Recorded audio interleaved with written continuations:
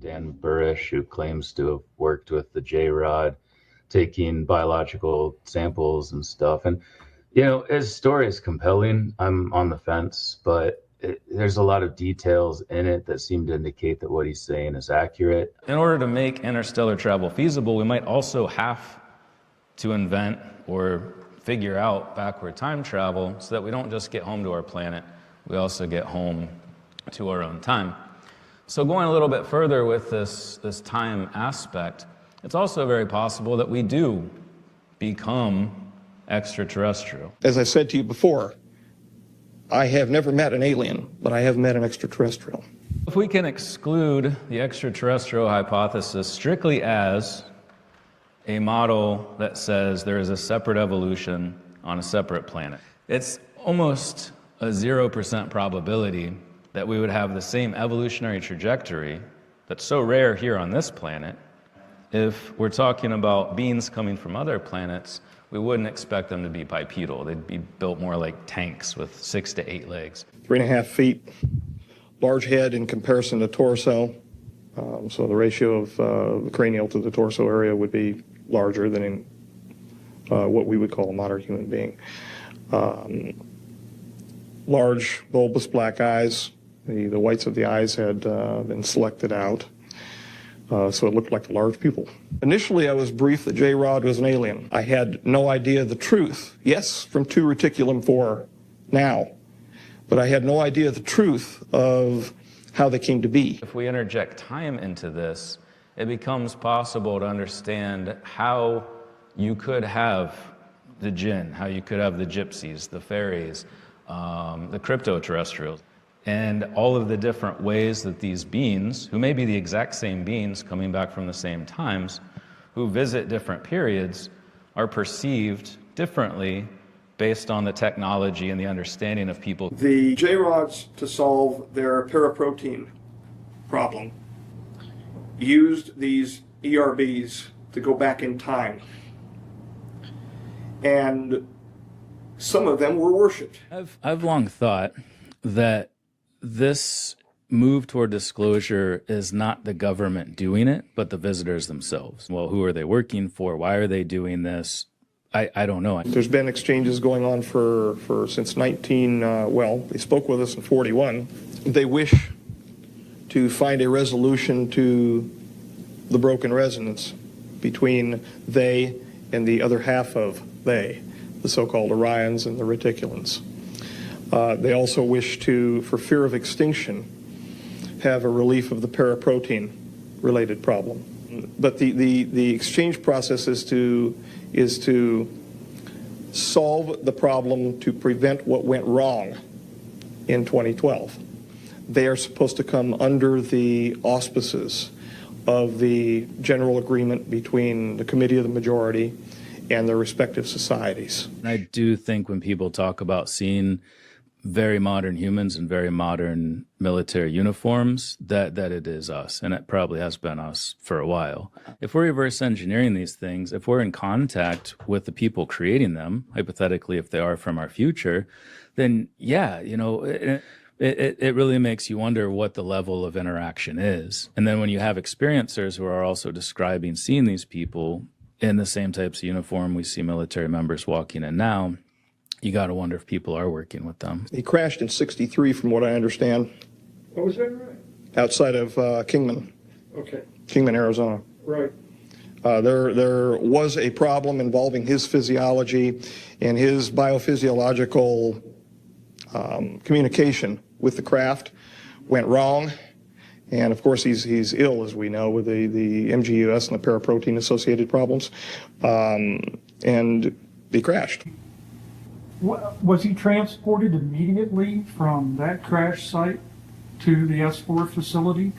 And how is that? I don't know. Okay.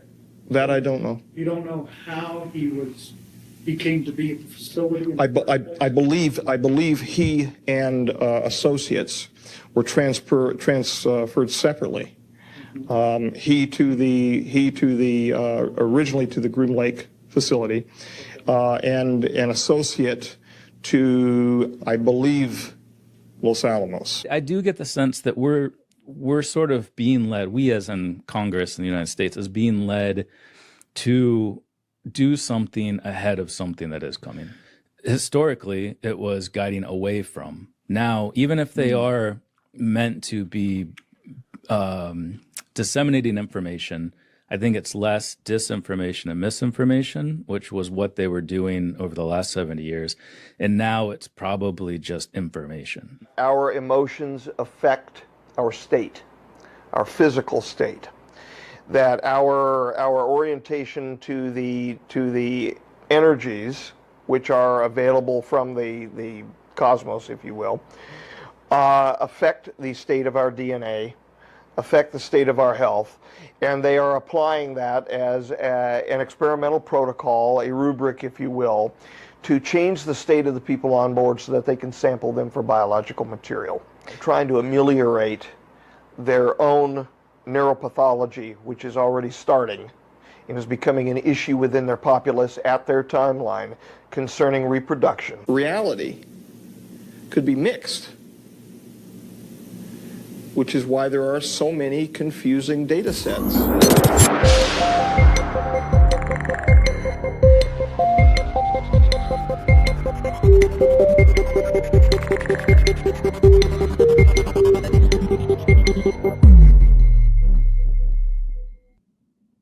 Damn, did he hit the nail on the head in the early 90s, late 80s, or what?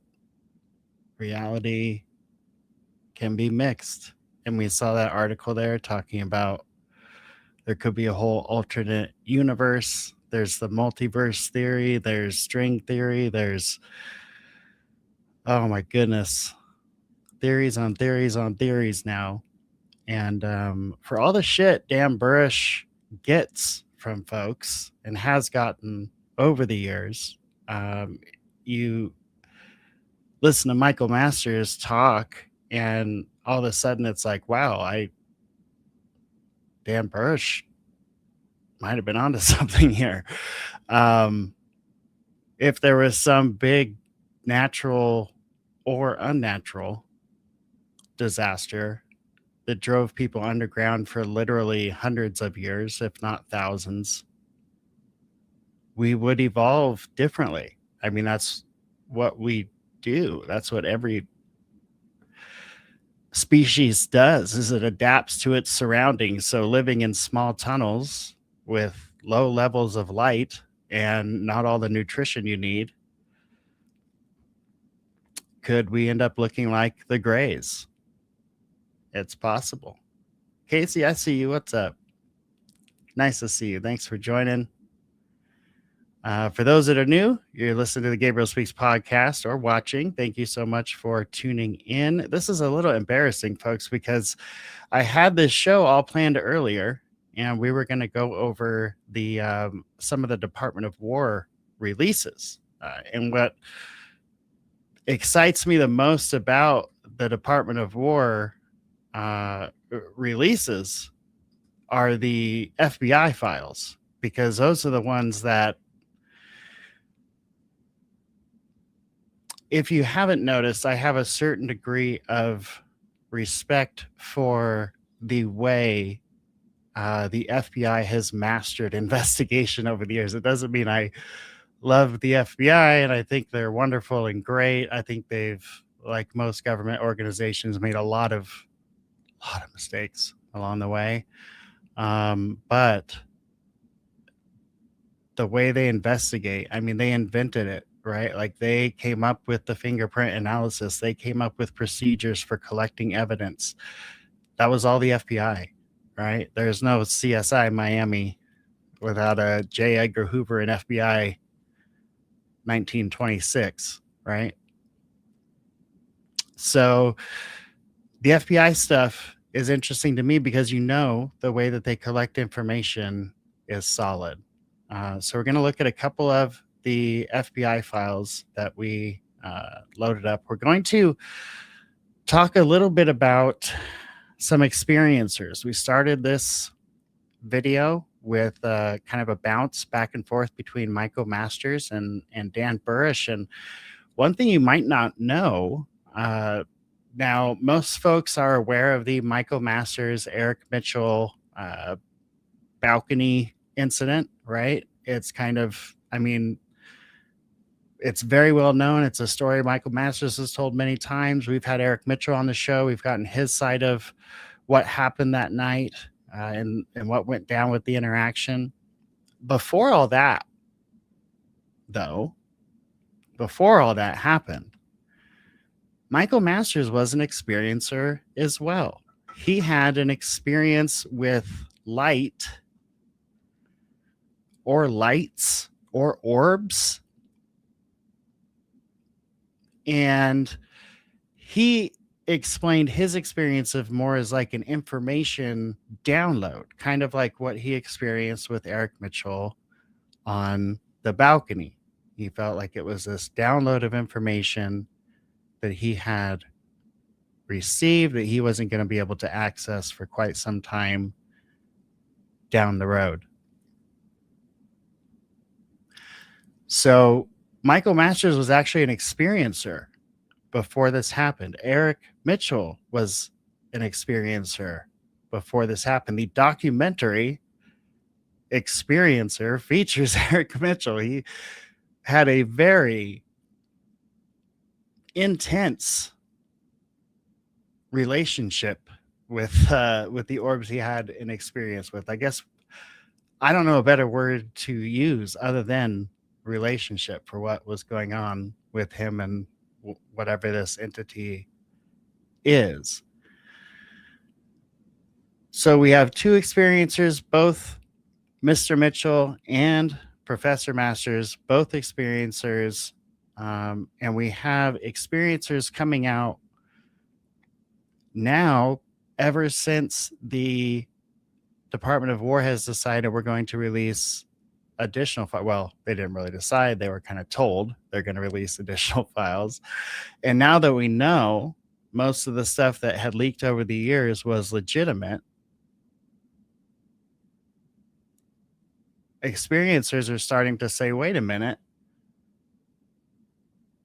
So what happened to me, what y'all made me feel crazy for, I'm not crazy. There's a lot of people going through that. And I would imagine that's a bit of an ontological shock, right? I never went through that because I never told anybody major about my experience. I didn't even tell my parents about my experience when I was young. I just didn't. It didn't even cross my mind. Looking back now, I think, wow, that's so weird. I told my mom like everything. So it's really strange. I didn't share that. But I didn't, nonetheless. Now, another experiencer is Preston Nichols. Now, Preston Nichols, as you know, we are researching, Flack and I are looking into the whole Montauk experiment project, assignment, whatever you want to call it. But Preston Nichols also was an experiencer. And I don't think, personally, there's a lot of debate about Preston believing every single thing he went through was legitimate. I think where the debate lies is what he went through actually what he really went through, or was this an MK Ultra kind of mind fuck where they made him believe a lot of things that weren't real, possibly as an experiment? I think that's sort of where the debate lies in the Montauk stuff. A lot of people think that the Philadelphia experiment is complete nonsense, and Preston, the Montauk experiments and what happened at Montauk, according to Preston and other experiencers, Montauk boys and others, was a continuation of the Philadelphia experiment where they were talking about time travel and you've heard me say it before as I've started researching this, one of the most staggering things is being able to create like objects out of thin air.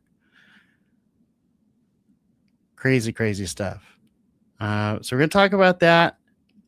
This naturally is going to lead to the legacy program, as it always does when we start talking about these old files, because we know these cats have been defending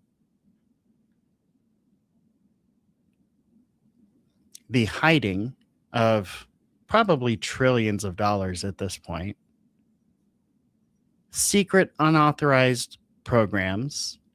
And Mouskowitz the other day, one thing that was really cool that was said, and he, again, it wasn't anything new, it's all stuff they had said before, but one thing he did reiterate during the Disclosure Day speech on Capitol Hill, was that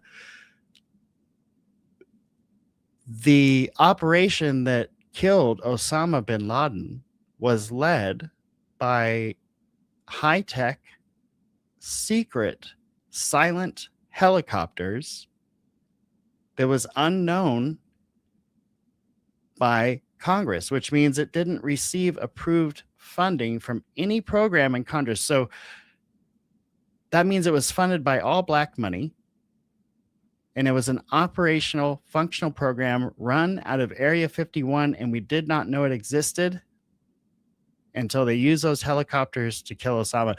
And we still probably wouldn't know they existed if one of them hadn't crashed. They still probably would not have let that cat out of the bag if they didn't have to. But one of them crashed. They had to blow it up. They knew it was going to get out. It was a different type of chopper. And so they spilled the beans. Oh yeah, this is that secret copter. You guys, you didn't know about that? Congress is like, no, we didn't know about that. Huh. That's weird. You guys usually have to approve funding for stuff like this.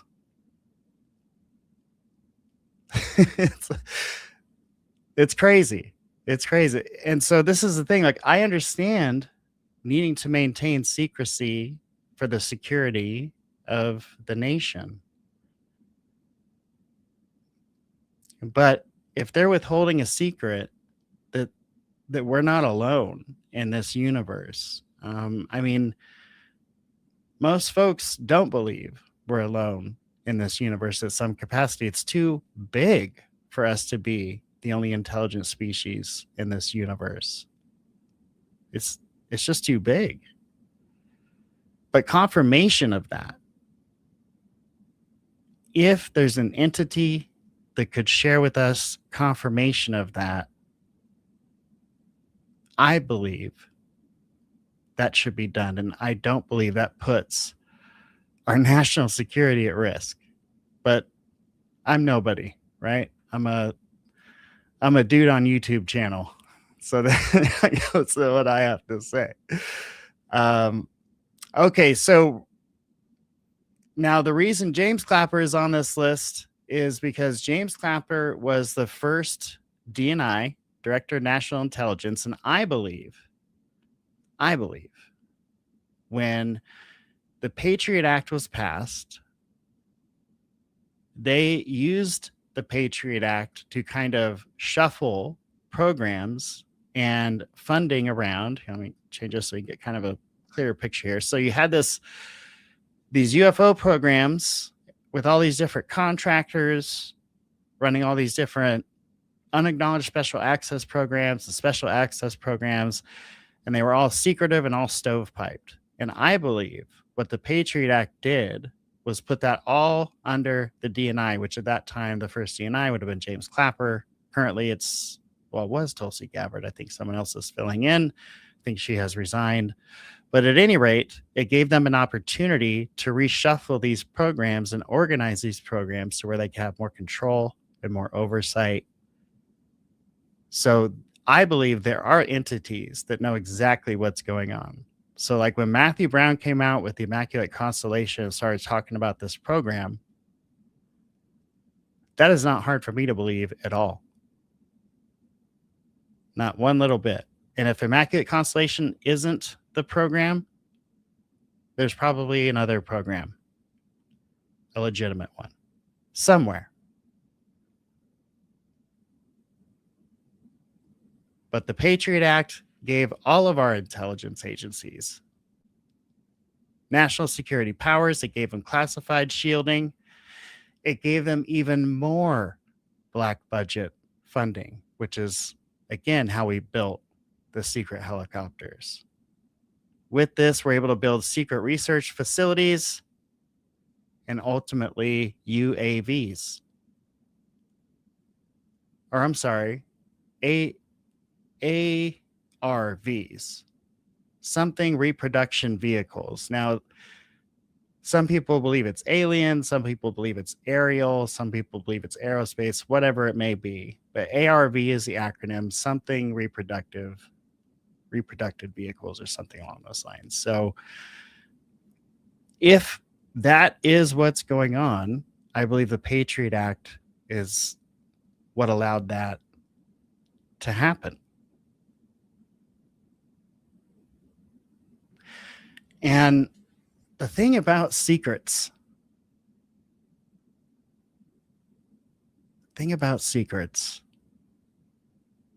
is they usually don't stay secret.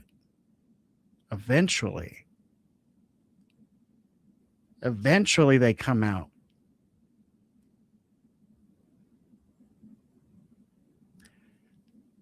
I'm old. I didn't start really looking into this subject till like maybe my teenage years. Didn't really start passionately caring about it till maybe the last decade or so.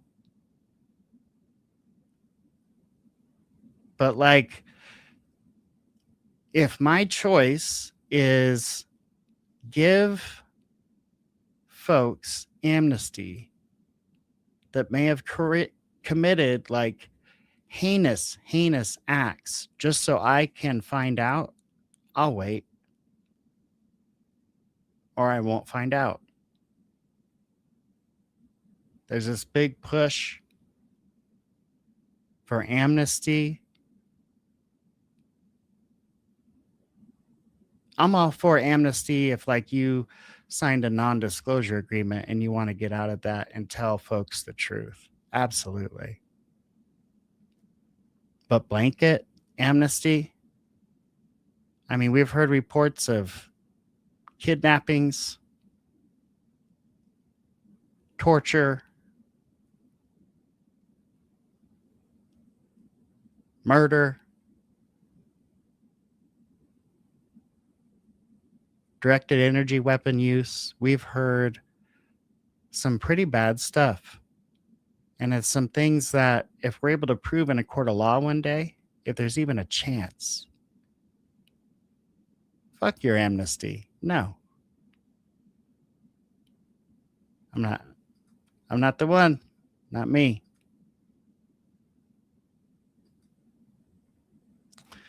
Okay, so I was talking about these FBI files as we kind of get going here. I'm trying to see if there's a way I can make it any bigger. I think that's about as big as it's going to get. Let me see if I can make this any bigger.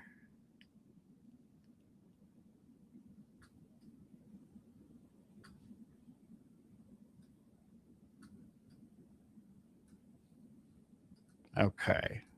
So that's about as big as it's gonna as they're gonna get here. That's not bad. That's not bad. So, couple interesting things in this report. So this is the FBI report, and this is documentation that recently came out under the new UAP investigation process. And these documents we're going to look at, these are interesting because it talks about a forensic sketch interview, an FBI electronic communication, or an EC, that documented a forensic sketch interview. And this is, you may have seen this image kind of floating around the news lately, but that's basically what that is from. It's not a real UAP, it's a reproduction sketch image of what these folks saw. So on this one, the witnesses were interviewed by an FBI special agent, what they call the OPU, the FBI Operational Projects Unit, and a forensic artist who did the sketch we were just looking at. Now, historically, the FBI generally deferred UFO reports to the Air Force, but Project Blue Book ended in 1969, and the FBI publicly maintained just a very limited involvement. But what this document shows us is that they're taking witness interviews. There's some kind of case documentation and organizational structure. So, like, this isn't the only one, right? There's a case number on it. It appears there's some kind of filing procedure for it. They did a forensic reconstruction. You can tell by the image that was created. And then formal evidence collection at the site.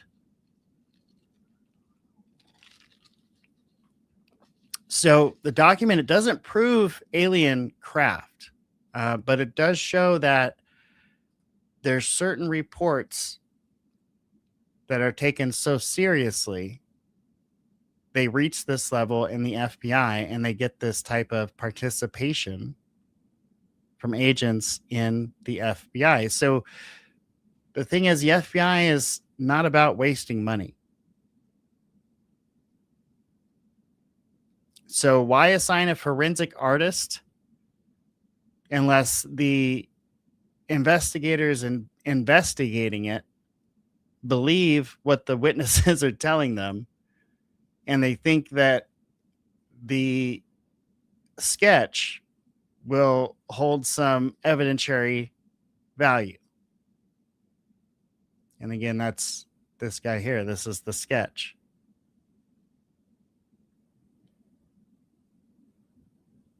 And shit, looks like a pill. Looks like a Tic Tac. Oh no. Oh no. The Tic Tacs are back, my friends. The Tic Tacs are back. That's the other thing, is these reports here are not ancient.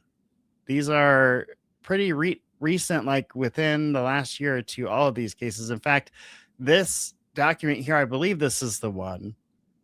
This one or the next one is witnesses that were interviewed in a case up in the Northeast that was investigated in 2026.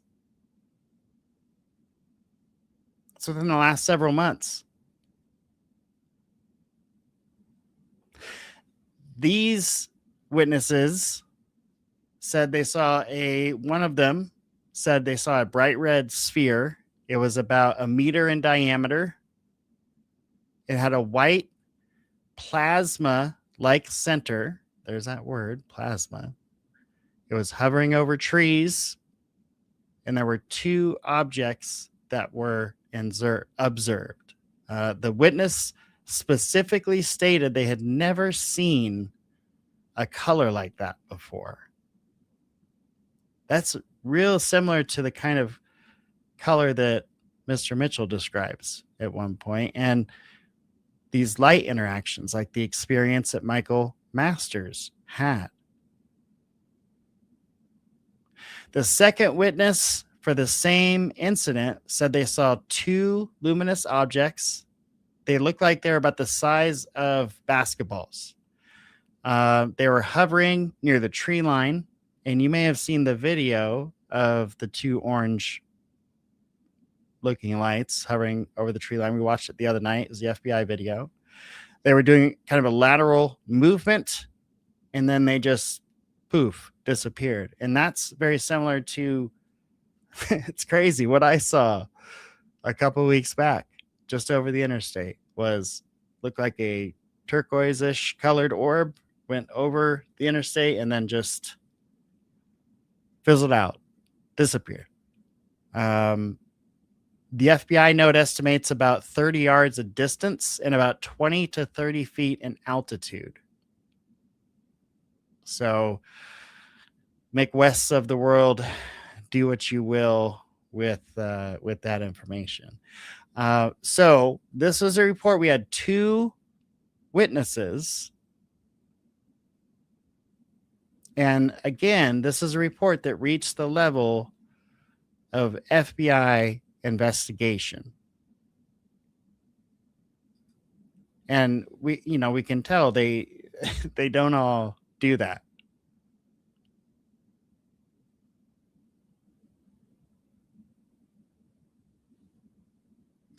So I guess the thing about the FBI is we see the reports. They have multiple witnesses. We know only a few cases make it to that level.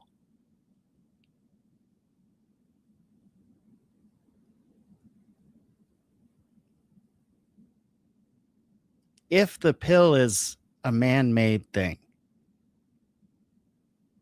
many people believe it is. But if the little pill is a man-made thing, and if the FBI believed that, and they had a report of one flying in the States, like this appears to be, I mean, that looks like Tic Tac-ish to me, then I can see the concern. So maybe it's down to if the FBI feels that it could represent a threat to the national security of the United States, they're going to investigate. So when we see the Department of War files, and when we review them, anytime we see that logo FBI, we know if we know the FBI investigated it, that's a serious case. That's not a bullshit case. That's a serious case.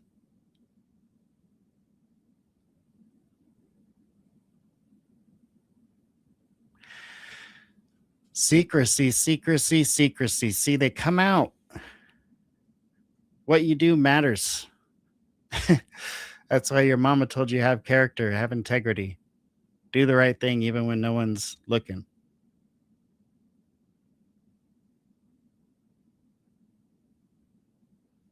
Now, we also have an older batch of FBI files, and certainly we're not going to go through all these because I'll tell you what, take a look at the quality of the quality of the copies here. I mean, I had to use my AI just to sort through it and be able to read it. It's just terrible. Thanks, FBI. Gee, I wonder if that was on purpose. Well, that's okay, because we do have these things like large language models that can help us cheat and figure these things out.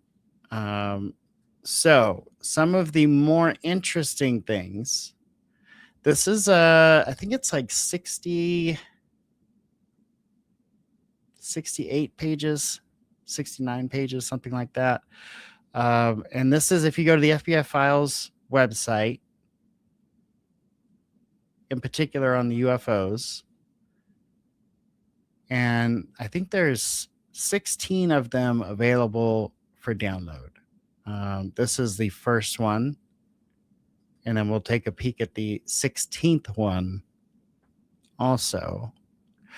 But some of the more interesting sections, if you can read pages through 2 to 4, they appear to contain an early Air Force intelligence report that summarizes multiple witness sightings from the summer 1947.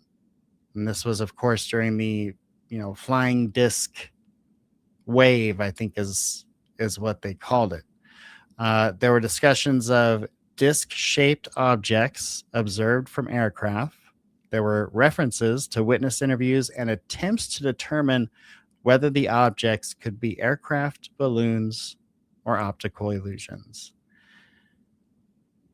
And that's so crazy because 1947,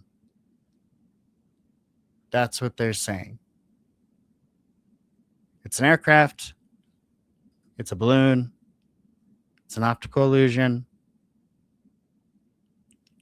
Nothing to see here. Boodaloop, boodaloop, boodaloop. Move on. There is no UFO. There is no flying disc.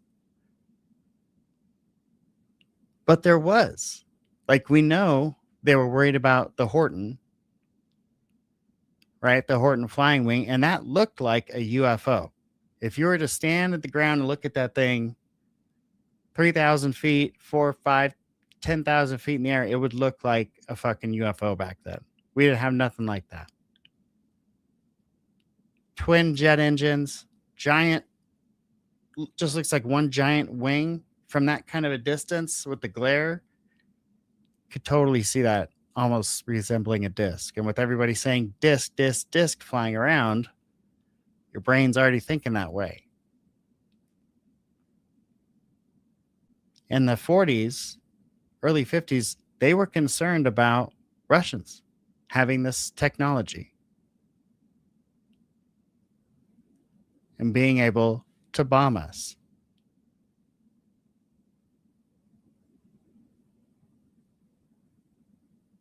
So it seems like when it is something like national security, it's dumb it down. We'll make you look crazy if we have to. So, like, even if they believed one of these flying disc reports in 1948 was a Horton, they would still tell the person it was just an optical illusion. It was just a regular airplane. It was a balloon. It was swamp gas. We love the swamp gas explanation, don't we? It was swamp gas. There's nothing to see here.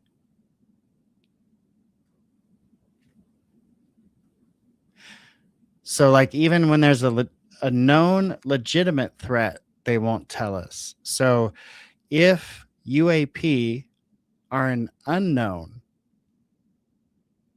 they're going to probably view it as a threat.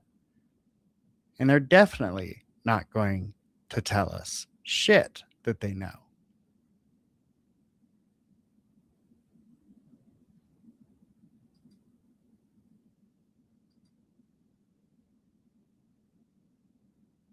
And it's interesting, they keep these news stories, news clippings, right, of reports.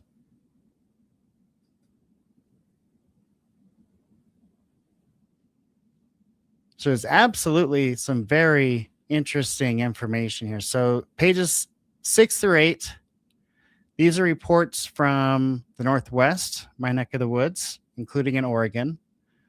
Bunch of pilot observations. You saw that by the leading article there.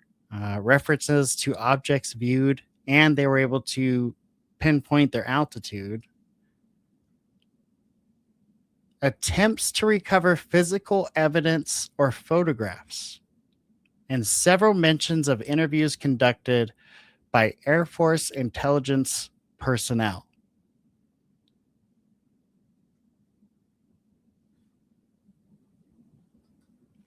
Late 40s, early 50s.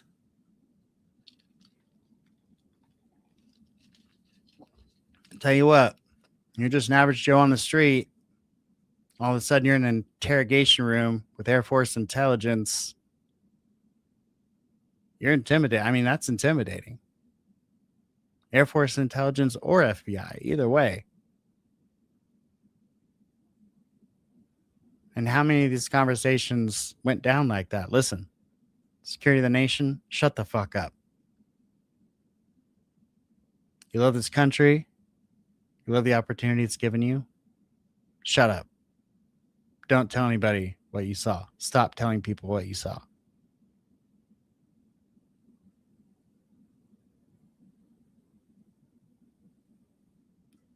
I can see it. In a time when Orson Welles caused panic with a fake radio story, I could see it. But it's unfair to the experiencer.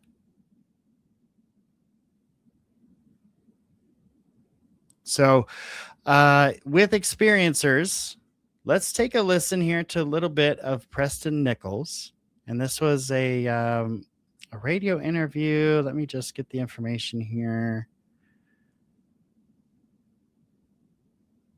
So he's going to discuss his background, education, and involvement with some secret government experience and some firsthand experiences in the Montauk Project and Philadelphia experiment. And he's with Duncan Cameron and Al Balick. Let me get this pulled up here for you folks. And I'm excited to listen to this one because this is a subject that we're going to get into, the Montauk supposed experiments, and to know that show Stranger Things was kind of loosely based on the rumors that were going on about the Montauk experiments at the time. It makes it even more interesting, right? So this is Preston Nichols. Now, Preston Nichols, I think he would be kind of like 11, basically, I think. Like he was the one that sat down in the supposed chair. Well, here's what we're going to do. I'm going to let Preston talk about it first, and anything he doesn't cover, I'm going to make sure and cover with you. Stuff about the overall program, like stuff they made him do, some of the rumors about the program. Very, very interesting stuff. But this is a man who was an experiencer. I don't think we can deny him that. You can argue till you're blue in the face about whether you think what happened,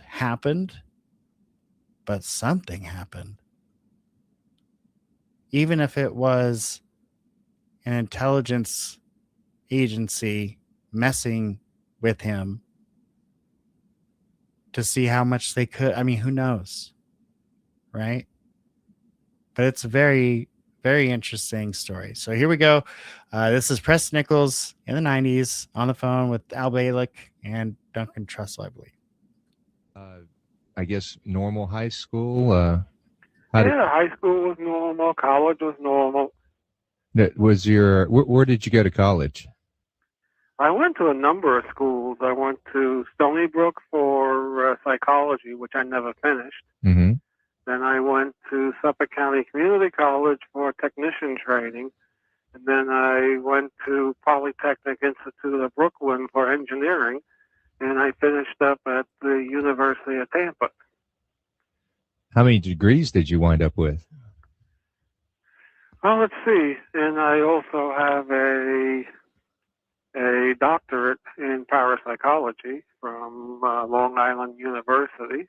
Parapsychology. That's not a common course curriculum. No, I'm the one and only. Yeah. From that school, because they were going to have a program in parapsychology, but it never went off. Okay. So you were one of the few doctorates then from that program. And what year did you graduate from college? Well, let's see. I graduated Suffering Community in 69. Mm-hmm. Yeah, no, 67. I graduated from the University of Tampa in 1980. I graduated from Long Island LIU in 1977, I believe it was. Okay, so you've had quite an interest in, I guess, expanding your education curriculum. Now, I would have always thought that you would have had a technical background. like in electrical engineering or something like Yeah, that. well, that's what my degree from the University of Tampa is, Okay. electrical engineering.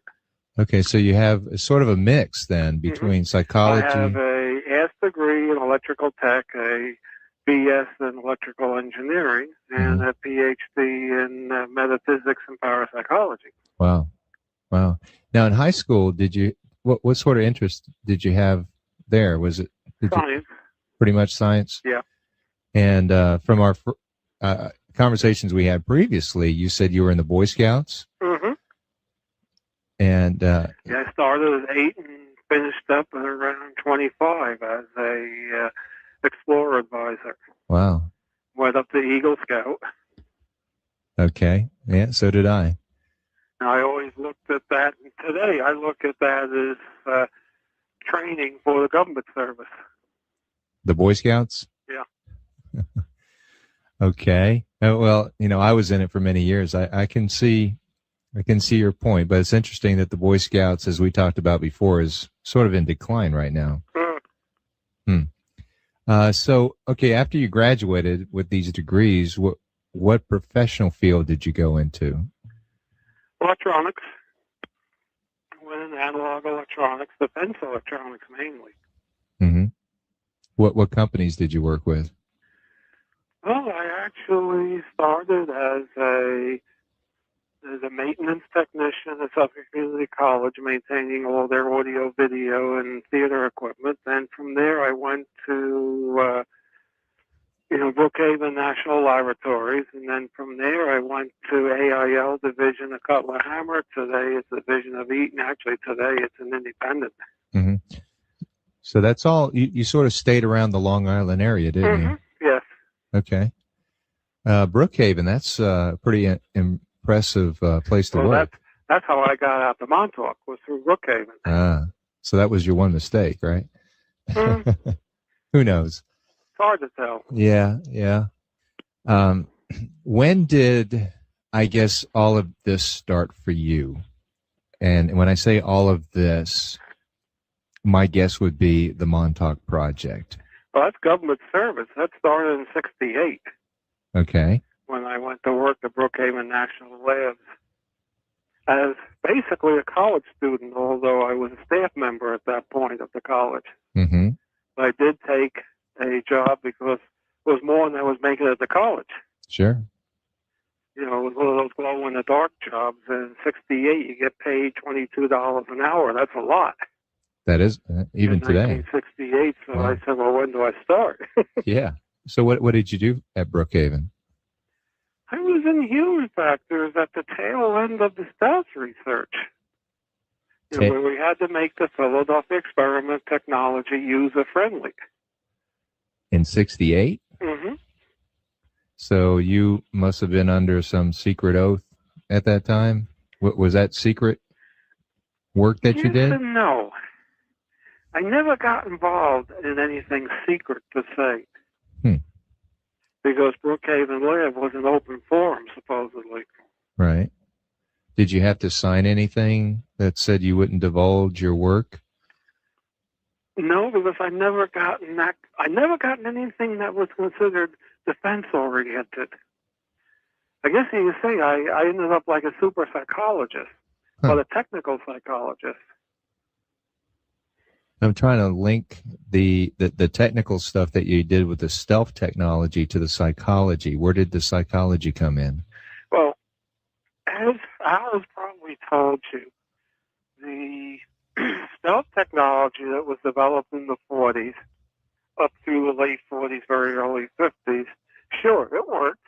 It worked very effectively, but had a tendency to make people sick in many different ways. Mm-hmm. So we had to make it so that a human being could exist in the field. The EM field is being generated. Right. And we had to figure out how to, massage the field, how to change the field so the human beings, it would be more synchronous with the human system, and also how to shield it and pull it to the edge of the field instead of being a uniform field. We wanted it to be a peripheral boundary field. Mm-hmm. And the part I was in was pure research. So which means there was really no secret. It was all called confidential at that point. right. So you worked, I guess, at the chalkboard with the mathematical formulas to that No, I was degree. more into building equipment and interfacing with the guys that did the formulas and the chalkboard. Oh, so you would make their theories Mhm. into reality then. I've always been an applications engineer, I okay, that helps. So but they were more interested in my knowledge of the human being and the technical applications of human engineering. would you say So in high school, believe it or not, I was sort of a pioneer in that. in high school? Hmm. In what sense? Tell us more. Well, in high school, I had developed equipment which I was able to get a partial decoding of the optical system of a human being. Oh, hey, Where, could you? I ask you, could you please speak up a little? It's really coming over weak. Well, I'm speaking as loud as I can. Okay. I do have voice problems. Okay, I'm sorry. Something to do with allergies here on Long Island. No, they're bad here in Atlanta too. Hmm. Okay, so you did something very unique in high school. Yeah, Okay. which I got noticed for, and I guess that's why I was accepted at Brookhaven and never saw a nuclear reactor or any of that sort of thing. I never saw anything radioactive, and that's supposedly what we were all hired for. Where did Yeah, huh? where did this interest, this psychology interest, come from? Beats me. I don't know. So I was going to be a psychiatrist with a electronics hobby.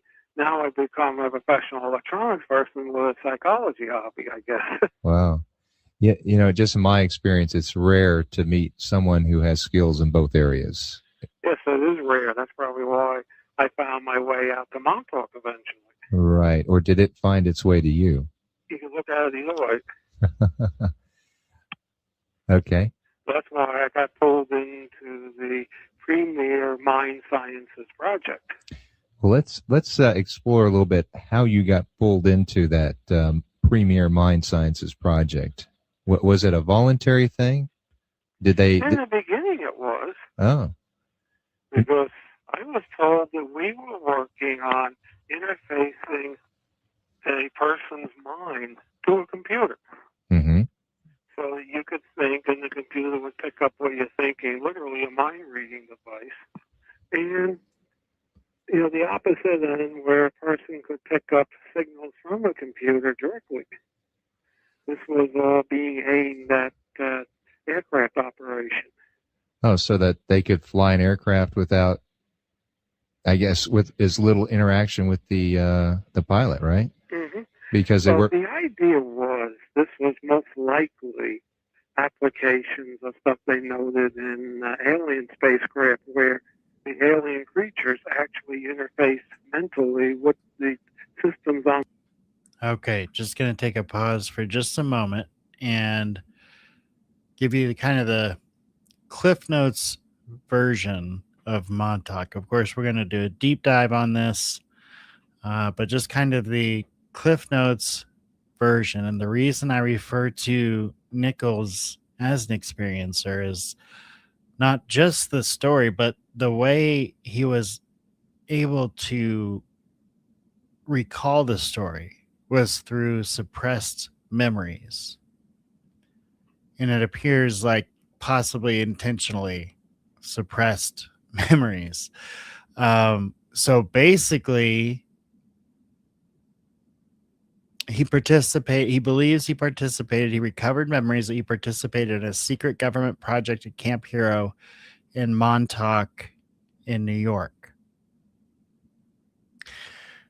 According to him, he unknowingly worked on a classified project beneath Camp Hero and later recovered memories of what had occurred there. And some things that he had said had occurred is that there was mind control research going on. Not hard to believe, especially given the time and what we know now about what some intelligence apparatuses were doing back then. Psychic amplification, time travel, teleportation, contact with NHI, manipulation of consciousness,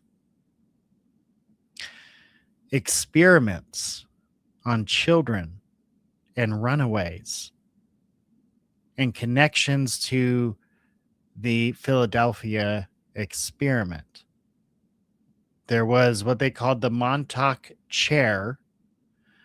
According to Nichols, a psychic individual would sit in a chair connected to a bunch of electromagnetic equipment, and the machine amplified the thoughts into actual physical reality. So you could manifest objects, you could project your thoughts, you could open portals, and even access other locations and times. Wild stuff. Wild stuff. Now, Duncan Cameron, Nichols claimed that psychic Duncan Cameron was the most successful subject. So I apologize. He would have been the one that was more like the 11, basically. And according to Nichols, Cameron could view distant locations. He could travel mentally through time, and he could eventually create physical portals. And he claimed that these experiments led to what became known as the time tunnel. And that was a stable portal that allowed access to past events, future events, and other locations. And eventually, according to the story, the tunnel eventually became uncontrollable. And then one of the most famous stories was the monster incident, where Nichols claimed that near the project's end, Cameron allegedly manifested a creature from his subconscious. He described it as a large beast, that it destroyed a whole bunch of equipment, and that it eventually led to the project shutting down. And that claim right there kind of became like the story that Stranger Things was pretty much based on. Now, Nichols wrote in his book that portions of the story were quote unquote soft facts. I'm not sure what that means, but it certainly caused a lot of speculation because he was quoted as saying that. And then he also said that,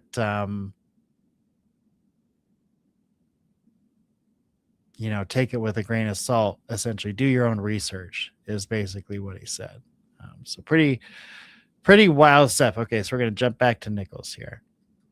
On the ship and ran the ship systems, the avionics system, purely mentally. Right. There was no switches. There was no human interface, so to speak. No mechanical human interface with a direct connection. And this is the ideal way to fly an airplane because the mechanical human interfaces are notoriously slow. Yeah. And you get tapped directly into the processing centers of the brain and get rid of reaction time and all that stuff. But wouldn't you think it requires a certain degree of evolution within the human to achieve this? They didn't think so. What do you think? I don't think so. You just think the right technology needs to be developed then? Mm-hmm. So when you worked in Brookhaven, were you successful with these the development of stealth technologies? Well, as I said on that, I was at the tail end of it. Okay. And yes, the technologies were developed, and they've been used all along now. So give me an idea. Are you saying that they could make an airplane today disappear? Mm-hmm. We have total optical, complete physical invisibility. How about a human being? Yes. How about I know they do because I chase guys with the man packs. You could hear them. You Really? could see them move branches, but you couldn't see them, optically. You chase them? Yeah, I chase them around my yard. So they come pay you a visit every now and then. They were for a while. Huh. Wow, that's interesting. Could they make a ship disappear now? Sure. So basically anything? Anything you can make a field big enough to encompass. Huh. That's quite fascinating. I know there's been several reports of people seeing airplanes or hearing airplanes, I'm sorry, but not seeing them. True. This happens quite a lot. Mm-hmm. Okay. So let's get back to Montauk. Did you go from Brookhaven to Montauk? Basically. Okay. And that's when it went from my regular life to my hidden life. Tell us how that happened. Mm-hmm. Tell us how that happened.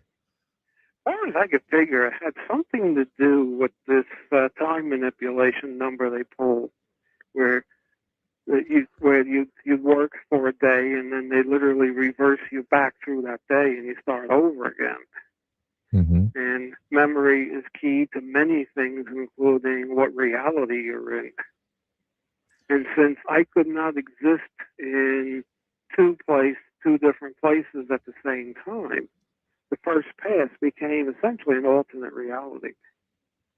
And the memories get tied to it. This was part of the program that appeared in the mid-'60s, where instead of swearing to people of secrecy when you left the job, mm-hmm. they had procedures and technologies that could make you forget what you did. And you'd have a false memory implant. It's like that show. I don't know if y'all have seen it. What up, Whopper Jaw? Good to see you.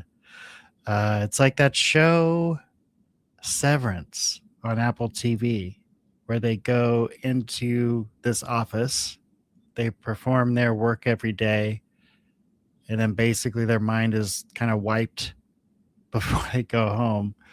So they basically don't remember half of their lives at the office, which I would imagine would get really confusing. It was a pretty good show. I think it's still on. Yeah, check it out. Severance. It's a good one. But that's kind of the same thing he's describing here, like working a day, getting wiped, starting over the day.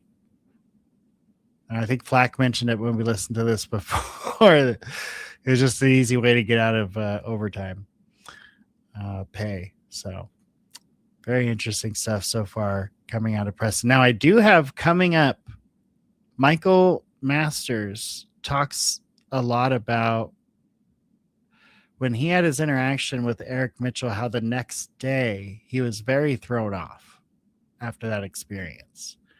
It was really weighing heavily on him, but he still had this conference that he had to do.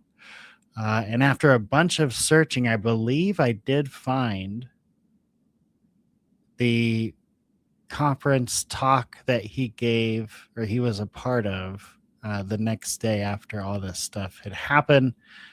So we're going to take a peek at that as well, where he talks about the future human theory and take some questions from the crowd as well. So stay tuned. After this, we'll have that coming up.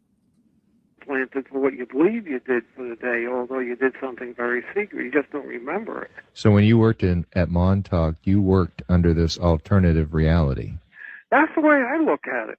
Okay. Although, if you went into AIL, Deer Park, in Melville, in Farmingdale, you would have seen me sitting there doing my job, mostly designing my own stuff on the company computer, but they didn't have enough work to keep me busy. Right. And if you drove out to Montauk Point, got on the base, you would have seen me sitting there working on the transmitter, working on the mind reading equipment and that sort of stuff. At the same time? At the same time.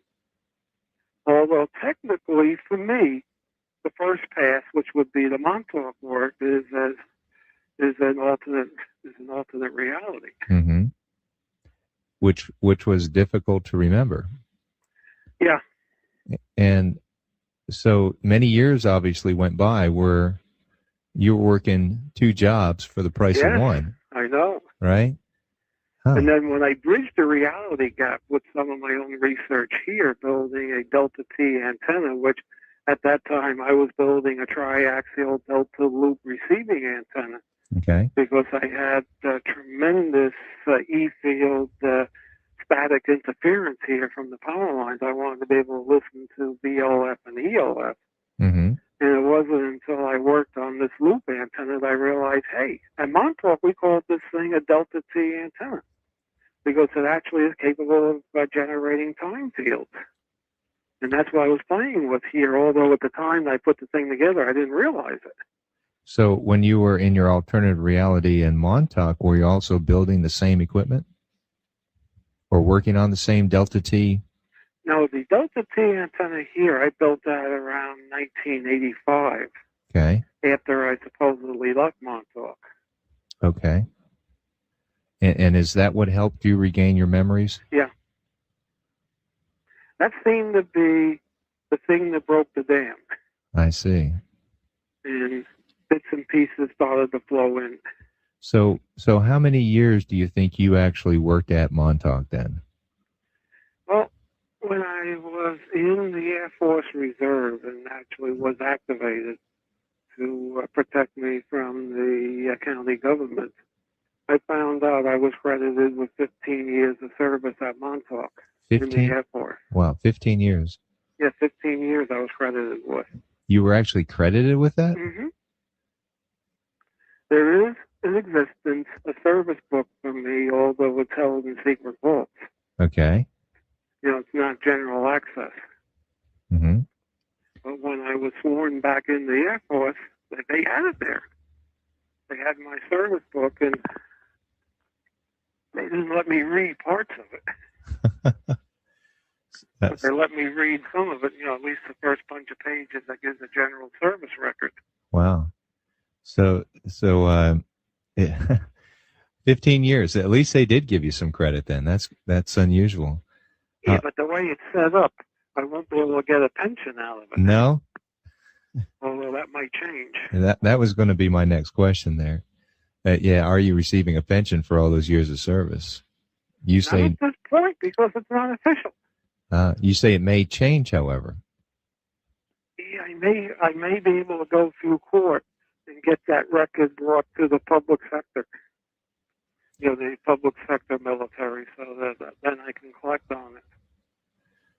Wow. If I decide to use the the veteran system. Right. Right now, I'm not officially listed as a veteran. Hmm. Well, and I'm sure there are many, many, many others who have gone through the same thing, Most likely. who are still not listed as well, but put in all those years of alternative service. Mm-hmm. Wow. Okay. So during these 15 years, something came up that you recalled later on about the Philadelphia experiment. Yep. Tell us how you first learned about that project.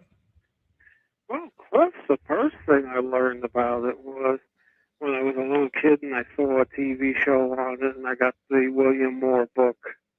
I read that. Mm-hmm. Then when I went to work at AIL, they sat me at my desk and put a bound report in front of me and said, "You got to read this and study it." That turned out to be the final report for the Rainbow Project, the Philadelphia experiment. Okay, so you didn't request it; they just put it in front of you. They handed it to me and told me, "Become familiar with this. Right, and this is what you're going to be working on." And what do you recall was in that document? How did they describe the experiment? Well, they described it as an attempt at radar invisibility. Mm-hmm. It was described as using big coil pulse generators, a UHF radio transmitter, HF radio transmitters, in order to generate the electromagnetic bottle, which would transverse the radar waves so they wouldn't reflect. They would go around the bottle, come off 180 degrees opposite of where it originally hit, and continue on. It was putting the ship in a bubble, so to speak, Mm-hmm. isolating it electromagnetically in a bubble. Did they name the ship? Yeah, it was the Eldridge. Mm-hmm. Did they name any of the people involved in the experiment? Well, they named the Cameron brothers, Dr. John Von Neumann, And I said to my boss, I thought John Von Neumann died in 57. He says, no, he's still alive. Hmm. It was, oh? And it named a whole bunch of people that the names escape me at this point. Mm-hmm. What did it say to your memory recollection about the Cameron brothers? It said that the Cameron brothers were both commanders. You know, they had a rank of commander, and they were the interface from the Navy to the civilian people from Princeton. Mm-hmm. You know, from the Institute of Advanced Sciences or whatever it was called at that point. Did it say anything about them jumping off the ship and landing in 1983? No, it didn't. Okay. Just the basics, huh? Just that the ship appeared to disappear for 20 minutes, and when it came back, bizarre things such as people being embedded in the bulkhead had resulted. Mm-hmm. There were people wandering the decks, not sure where they were, when it was.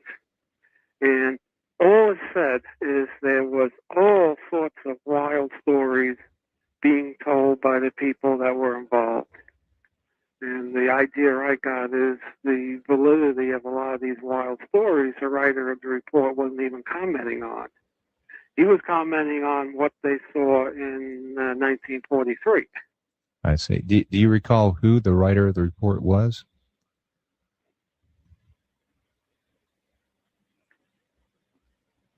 Vilcanova, some name like that. Nova. Yeah, some name like that. Okay. Vilcanova, some name like that. Yeah, unfamiliar with that name. Harold, I think, was the first name. Mm-hmm. Harold Wilkenoma, something like that. There was also a medical report, which I didn't understand half of what I read. According to the medical report, there was all sorts of bizarre things taking place, and there was talk of having to stabilize the people in our dimension and stuff like that in the medical report. Half of the report was medical. Wow. Well, Preston, was there anything in there about alien implants found in the... No, there wasn't. Nothing like that? Because there's some discussion about that right now. There probably is.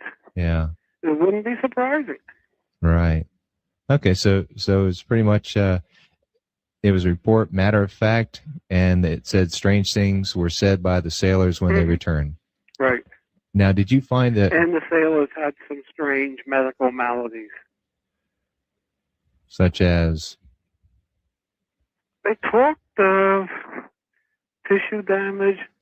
They talked of, how the hell was it put? Something to the effect. I asked the company doctor what he thought it meant, and he thought it sounded like parts of the body were not properly aligned or in phase with the quantum reality. Was the idea I could get from what the doctor said. He really didn't know what it meant. He was taking guesses, and I was taking guesses. Mm-hmm. But there was talk of building equipment that they would carry with them that would keep them dimensionally stable so they wouldn't fade out, disappear, and then come back. It was talking about these people would be translocated, being they would stay out in one spot and appear in another spot. Wow. As the medical report said, the medical damage to the human beings involved at that time was considered extremely bizarre. Extremely bizarre. Did many of the sailors die shortly afterwards? A lot of them died. There's only about 6 or 8 survivors. Huh. After all you mean through the years, right? Yeah. So you say most of them died fairly rapidly? Yeah, most of them died within a year. Wow. There's only 6 or 8 people that went beyond a year, and most of them were inside the ship. And somewhat shielded from the fields.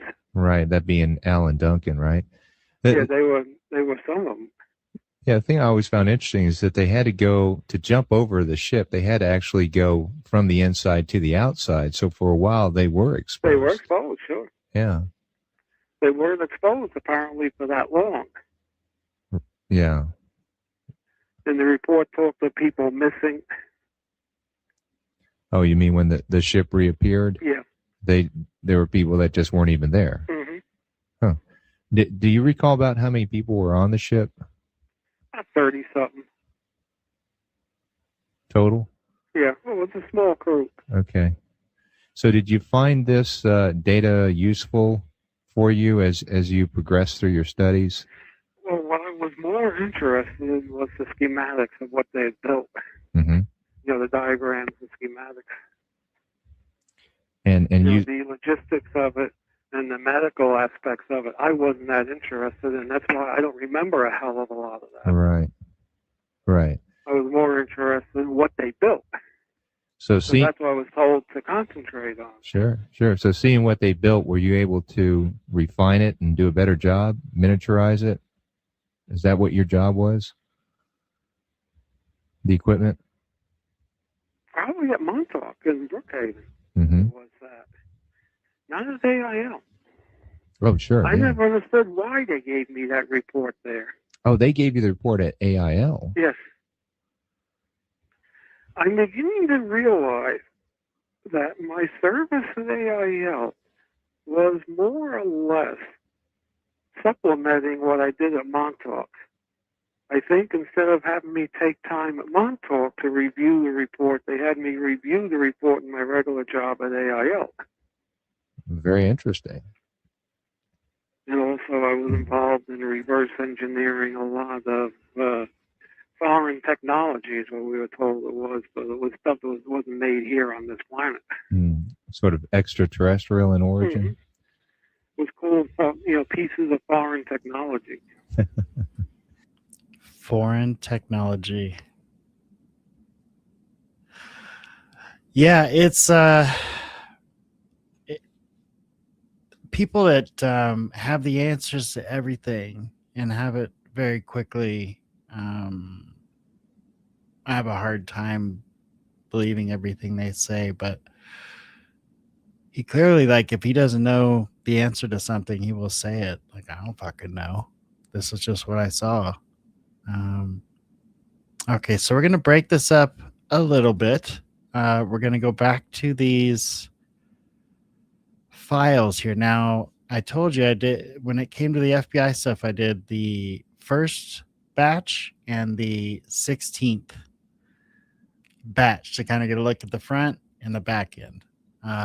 So this last file that's available for download on the FBI site,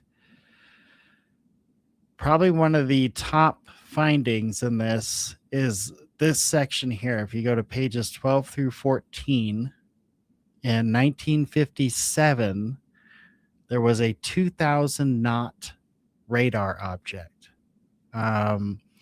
So September 20th, 1957, radar picks up.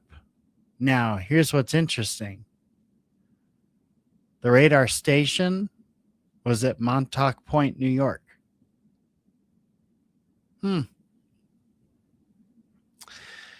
Now, there was also a radar station in Benton, Pennsylvania that picked up the object. The object was approximately 50,000 feet high, traveling about 2,000 knots, which is about 2,300 miles per hour. It was tracked moving westward across multiple stations. So Air Defense Command, ADC, IAC, Intelligence Advisory Committee, and FBI liaison channels all received this report. So it wasn't a discussion of like, did you see this on your radar? It was, is this a Soviet weapon? Is this a Horton aircraft? What are we dealing with here that can travel this fast, cover this much ground? And again, that's stuff that they are basically looking for and concerned about, but they're not telling us about it.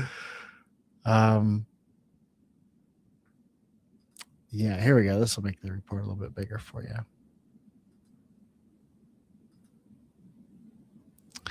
So, as I said, you had these three groups that are all involved. This page gets into this group examining whether it could be a Soviet missile.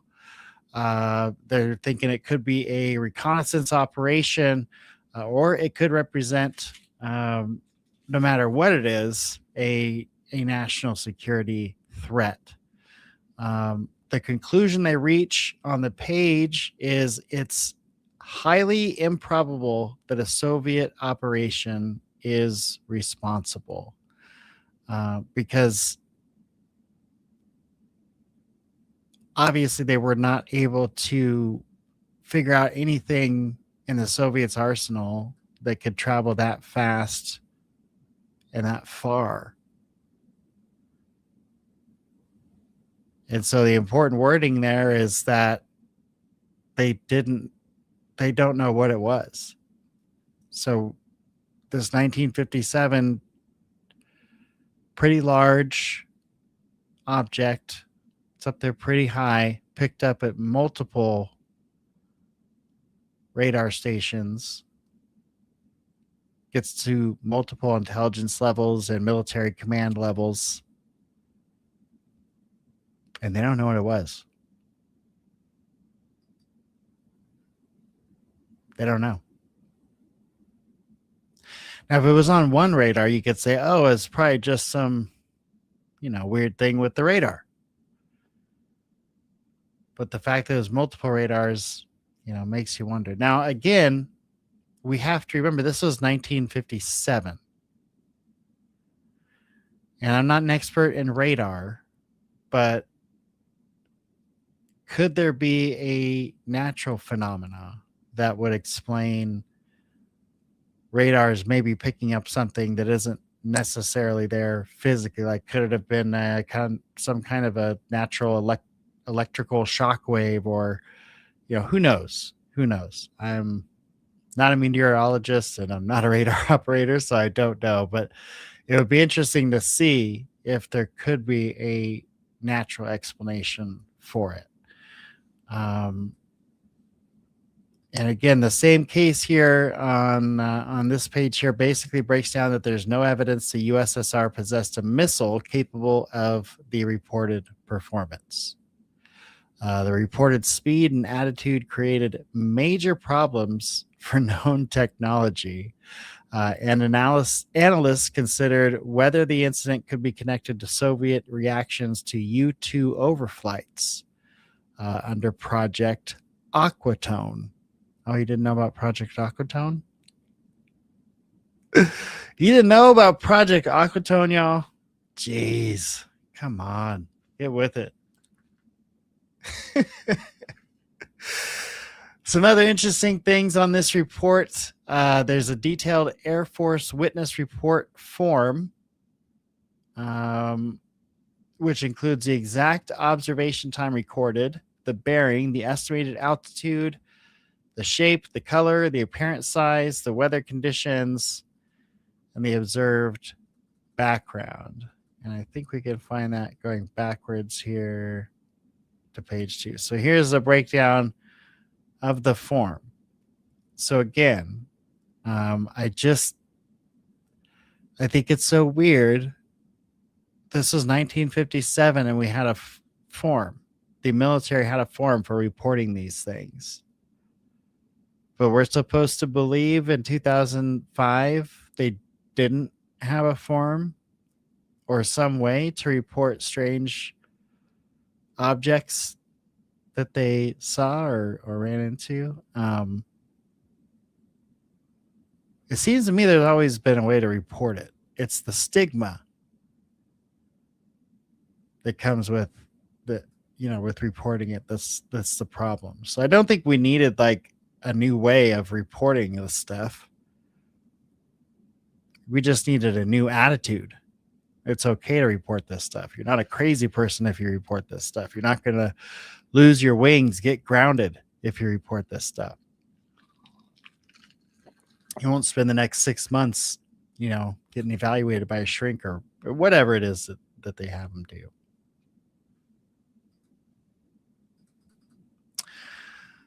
This incident here became known as the Camp Hood Texas sighting, where the witness here described a bright light, a white appearance in the sky, very up high in the sky, and it appeared to move toward the southwest. The observer appeared to be military personnel near Camp Hood, now Fort Cavazos or Fort Hood. That's interesting. I was actually stationed at Fort Hood for a while.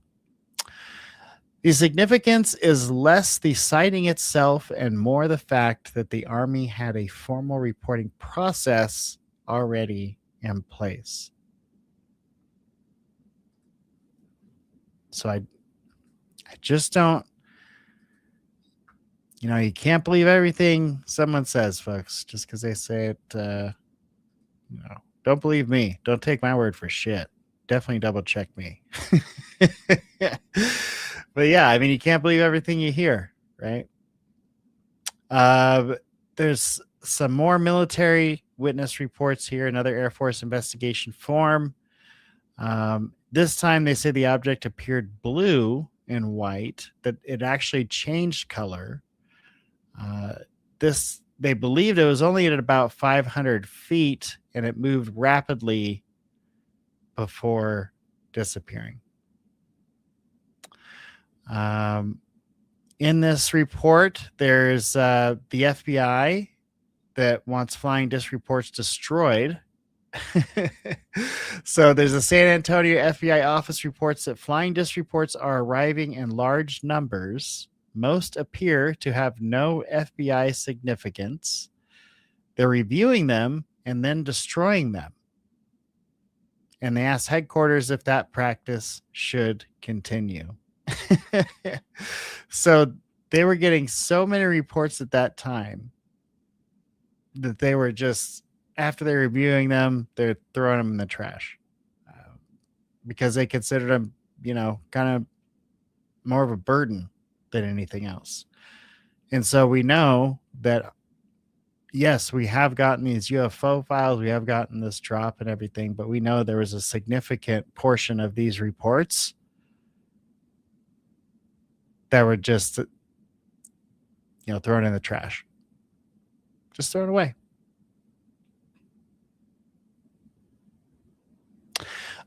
There's a page in here, a FOIA request, where you can see the withheld material appears to have originated from the Department of the Army Headquarters, U.S. Army Intelligence and Security Command. And whenever Army intelligence records remain withheld, researchers tend to pay attention to that. So that's on page 4. And if you like to do deep dive stuff, you might want to look into that.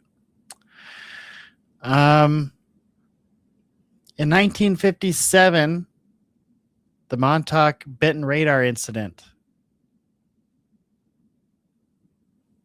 is interesting because as we're talking about the Montauk files, and then as we're listening to Preston Nichols here describe his experience at Montauk, we're also getting reports of craft flying over Montauk.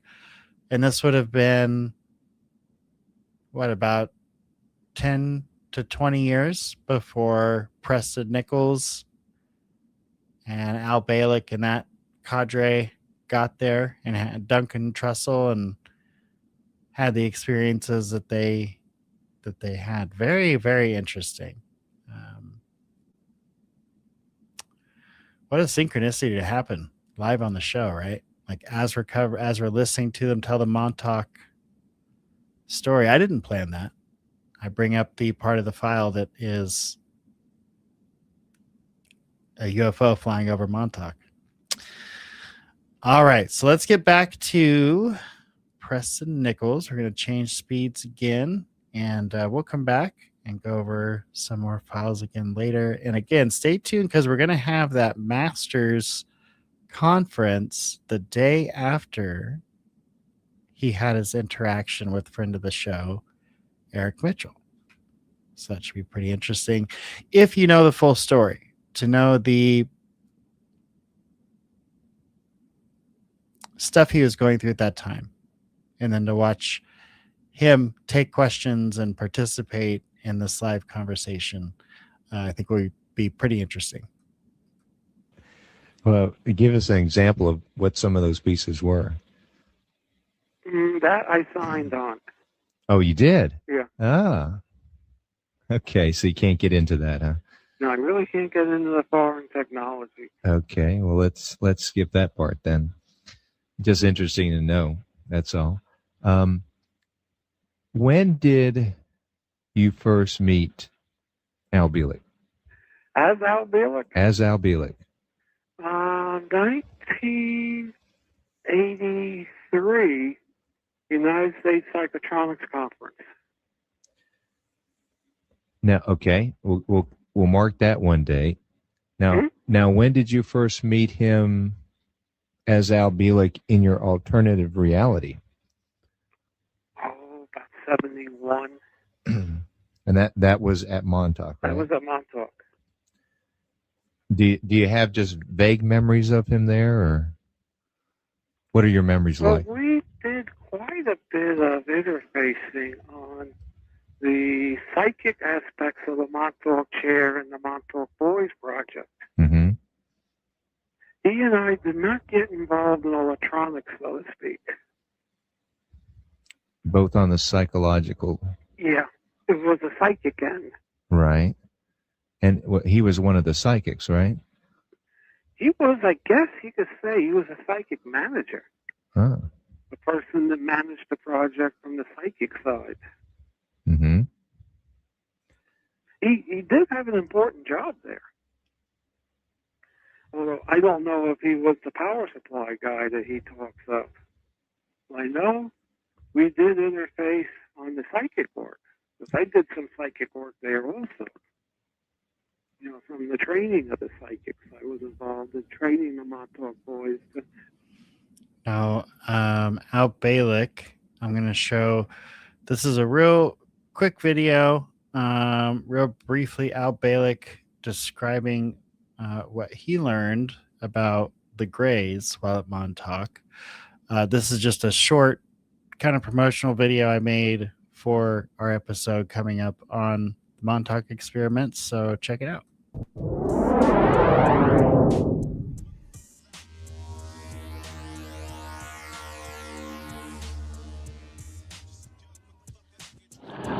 In 1954, there was another group which came into purview of the governments, and that was, of course, the Greys. There was a series of UFO crashes in New Mexico in 1947, 48, and 49. I won't go into them in detail. But because of that, the government sent a call out through the vast array of radio telescopes in New Mexico, a call for help into outer space. We have an alien here. We don't know what to do with him. He's ill. How do you take care of him, et cetera, et cetera? Is there anybody out there that knows who he is and what you do with him? The government got an answer. It took a while, but they got an answer. A group of small ships showed up in about 1953 with some Greys on them, and there was an exchange of ideas and thoughts, and some hostages went both ways. With a promise of return in 1954, which the Greys did do in very large numbers, landed at either Edwards or Holloman Air Force Base, or both. Eisenhower disappeared out of Palm Springs in one of his golfing weekends to Edwards, met with the aliens, and signed an agreement, a non-interference agreement, in which we agreed not to interfere with each other's civilizations, and there would be an exchange of technology. Well, the non-interference agreement didn't last very long because it became very obvious to our government that the Greys weren't keeping it, and what exchange of technology took place was not perhaps all that was expected. The important point was that our government agreed to provide bases for them underground, some 75, for the Underground Railroad system. Construction started in 1959. But the Greys came in very large numbers. We don't know how many. The government perhaps does. It's estimated now that probably in excess of 1 million.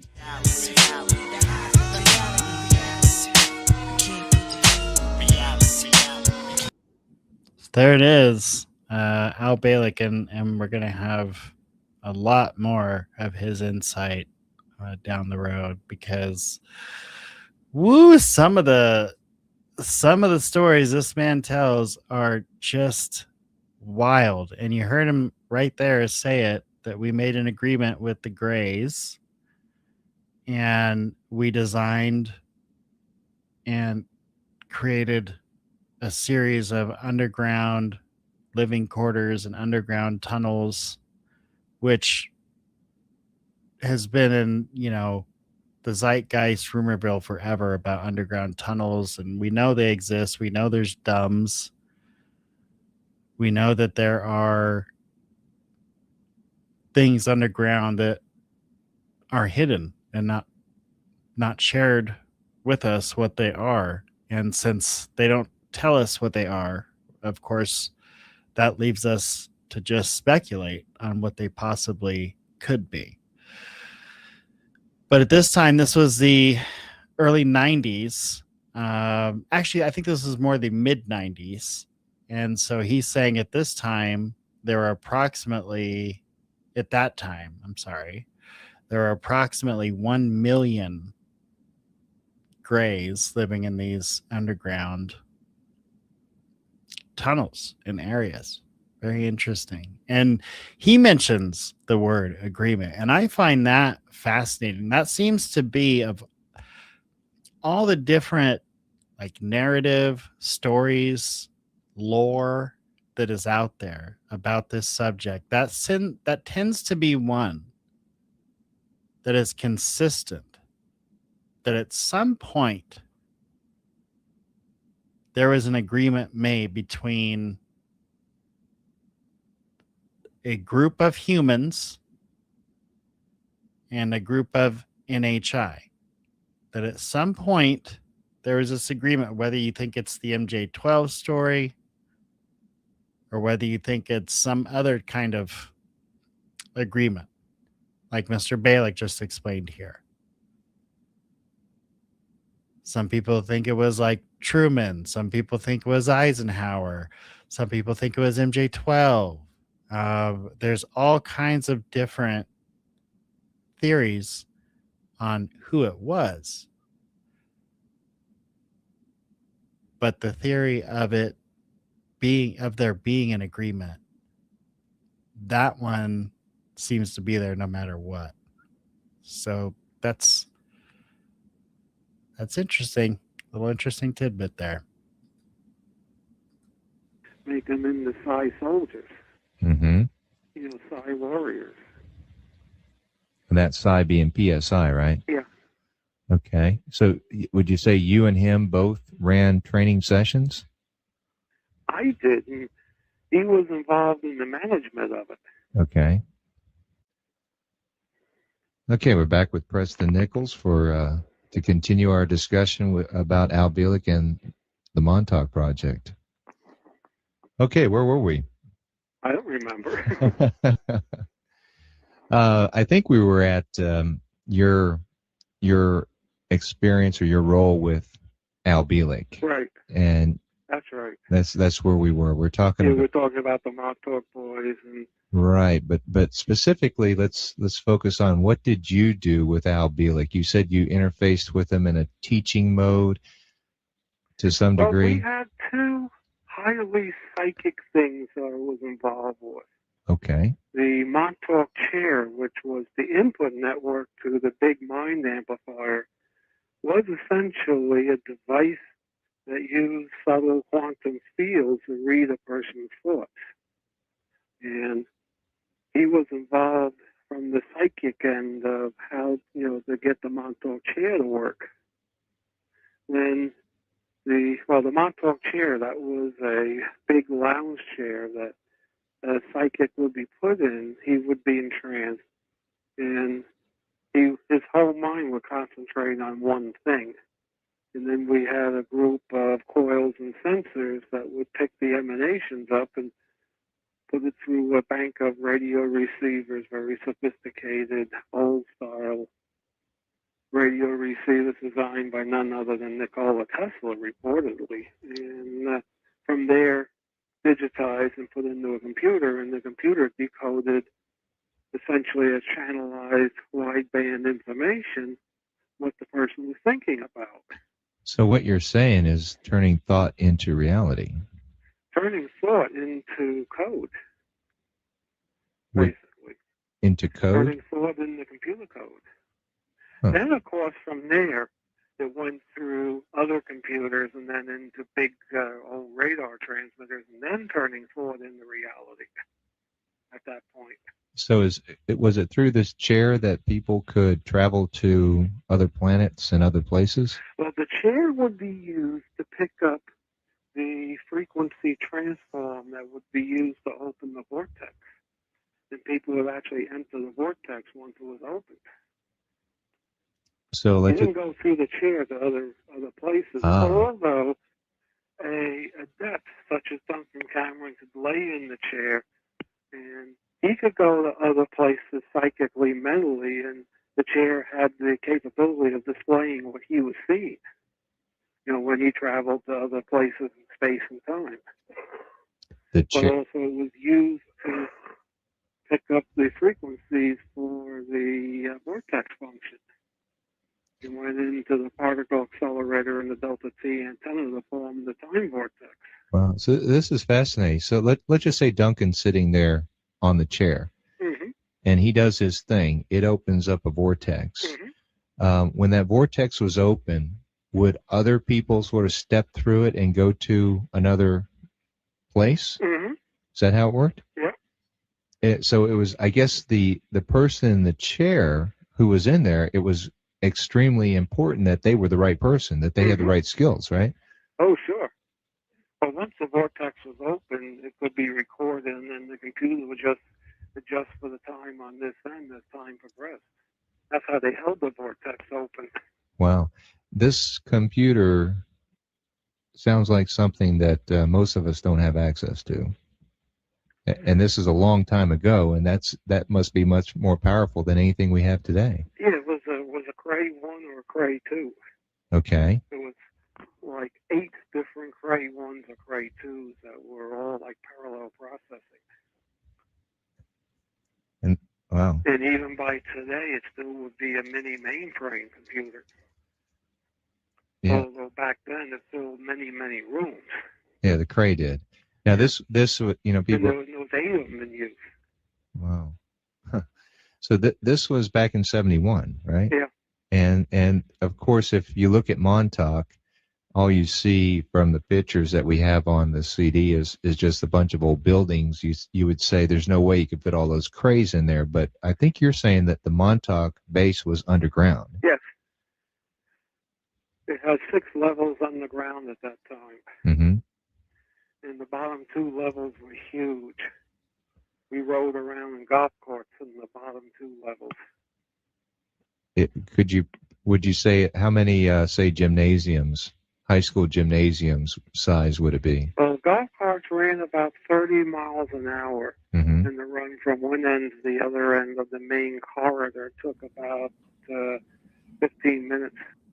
Okay, so you heard him mention the Montauk boys, the Montauk kids, whatever you want to call them. So I'm going to give you the kind of the Cliff Notes version on that as well. And the Montauk boys is kind of one of the darker sides of this story.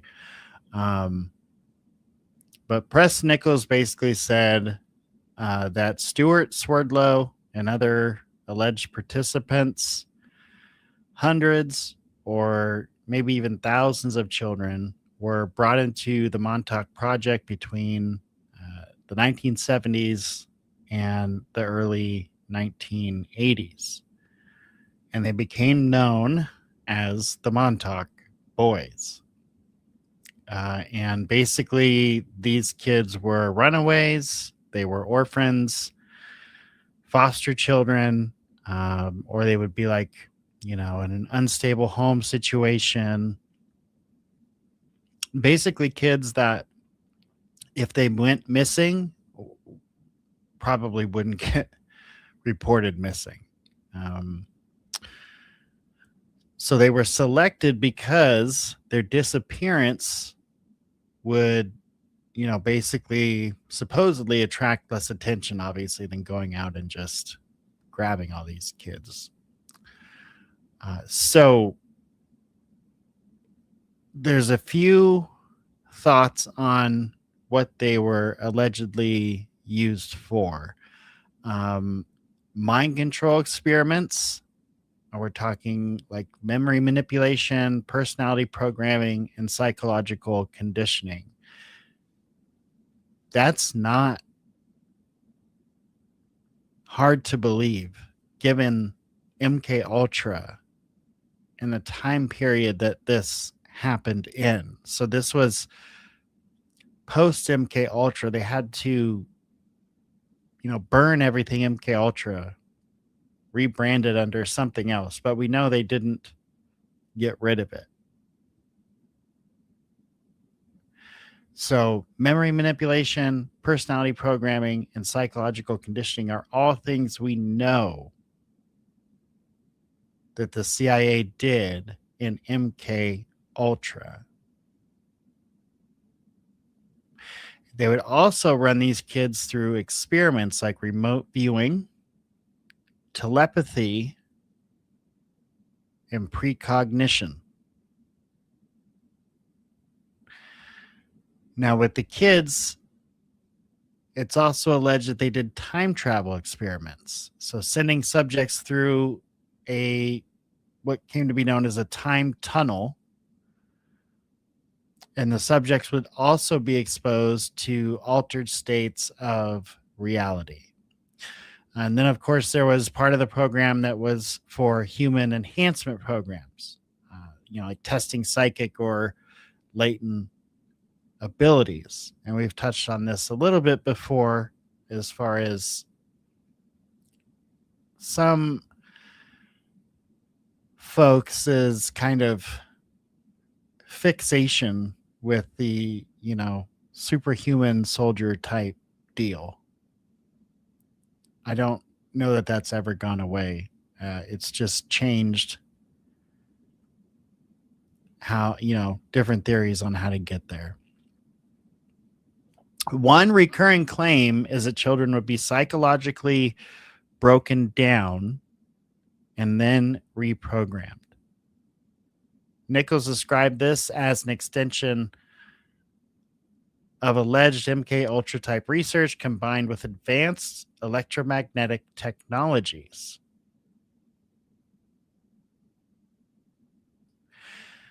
So again, they had to rebrand MK Ultra. And I thought it was funny, if you look at the first and the last initial of Montauk, you got MK right there. You could almost spell MK Ultra with all the letters that are there. Almost. But we know they did this shit to kids. We definitely know they did it to young women and tried to get them to put older men in compromising positions. This is not a conspiracy theory. This is a fact. These women went before Congress and testified. This was a part of our CIA's history, something that they did to innocent children.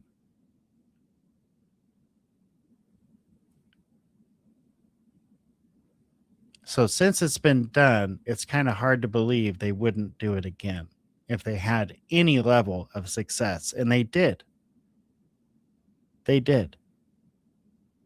That's why they kept doing it.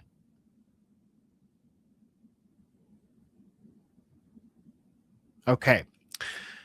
We're going to switch gears up again a little bit. Michael Masters, we saw him in the beginning of this episode. If you've watched any of my previous episodes, I've had Eric Mitchell on a few times, and Eric Mitchell had what's come to be known as kind of the balcony experience with Michael Masters. Now, if you don't know who I'm talking about, Michael Masters, he's a professor from Colorado. He specializes in, oh God, I'm going to forget the name of the field, but basically human evolution, right? The way our bones change, the way our structures change, the way we change over time because of evolution. And one of his very first experiences, because he is an experiencer, one of his very first experiences was as a young child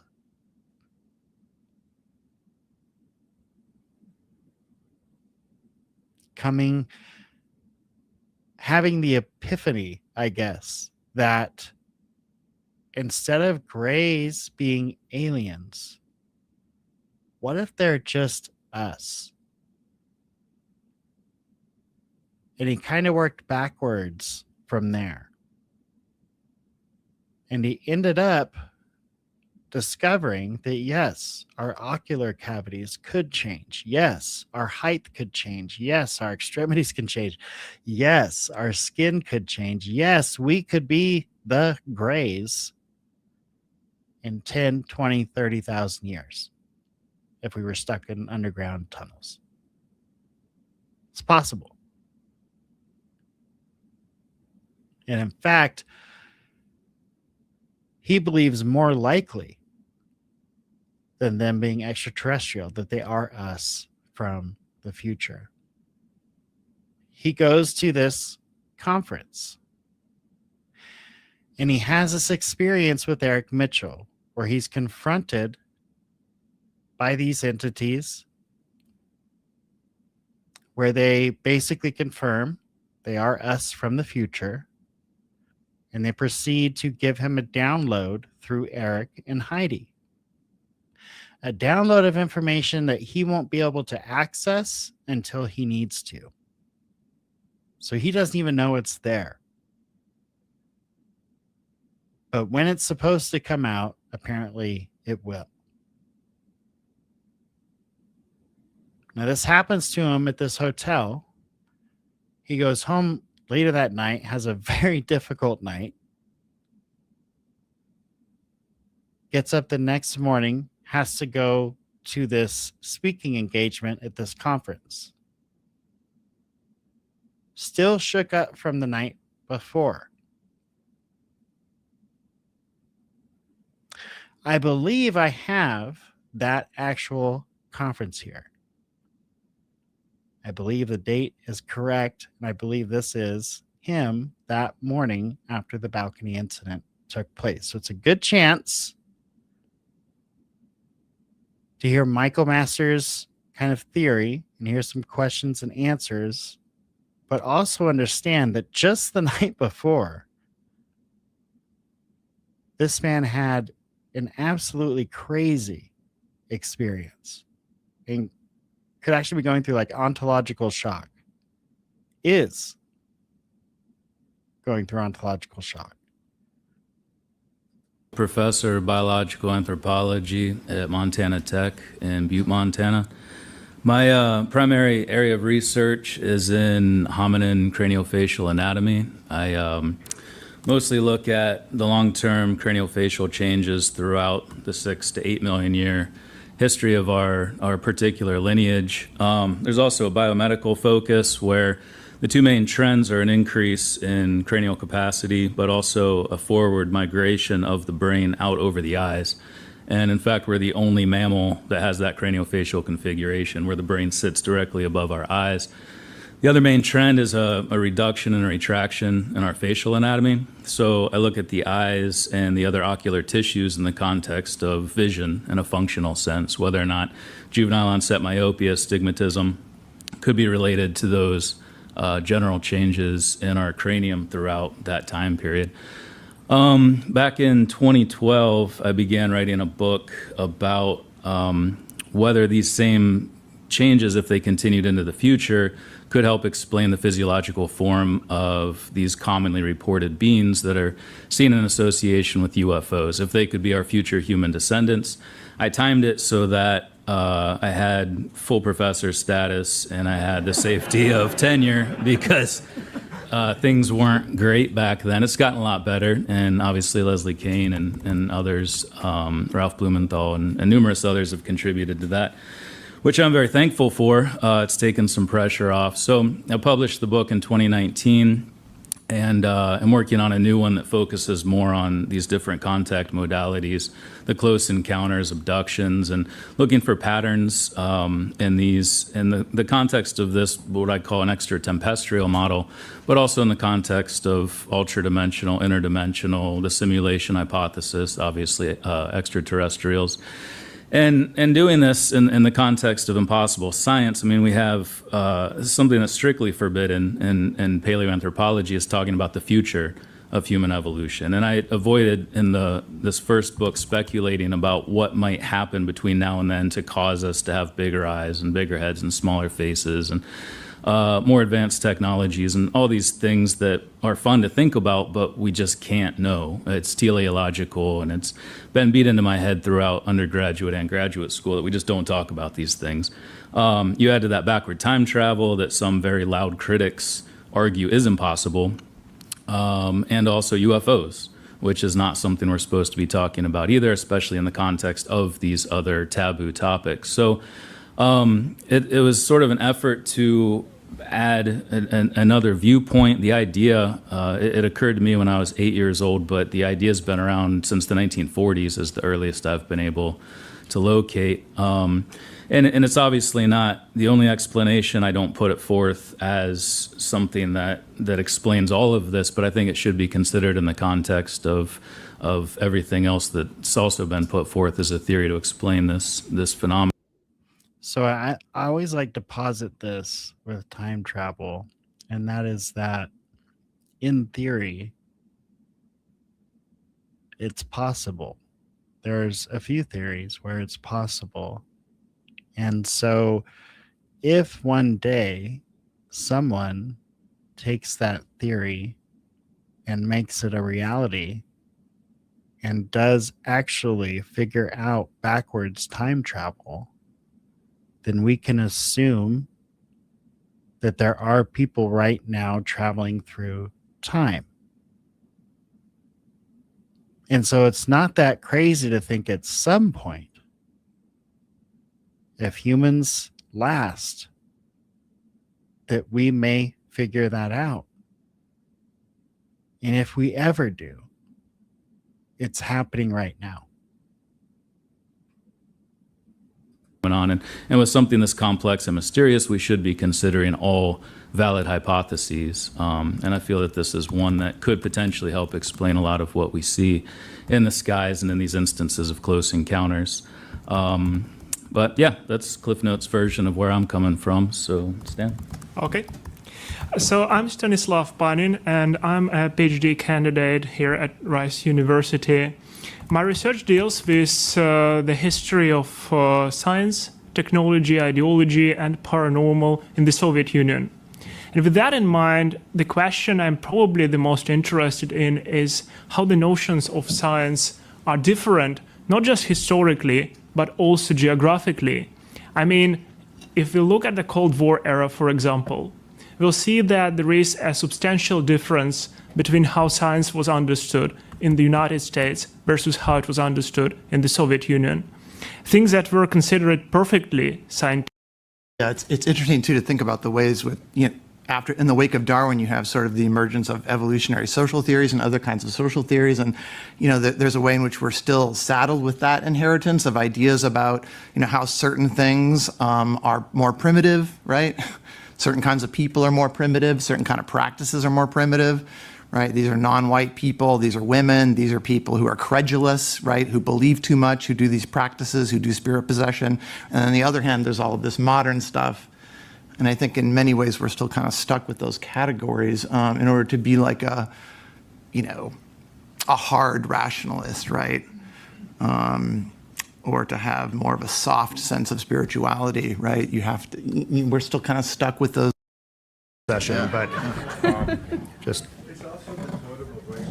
I know. Life, but I find myself talking to my dad, who's dead.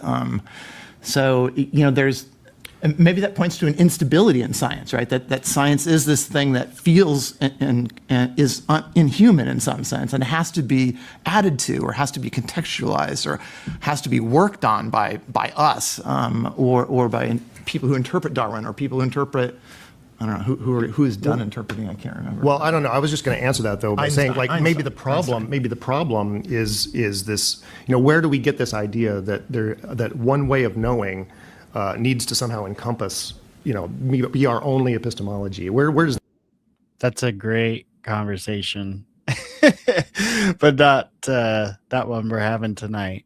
So let me see if I can. And I think it's interesting. Like Mr. Masters is kind of just sitting back, kind of just letting everybody go. Okay, so here's the Q&A section. Yeah, another interesting thing. Whitley Strieber was in the crowd asking questions at this conference. And that's also interesting that Whitley Strieber, like, even when he's not in the conferences, he's in the conferences. I find that interesting. So Michael Masters, Eric Mitchell, Preston Nichols, all experiencers.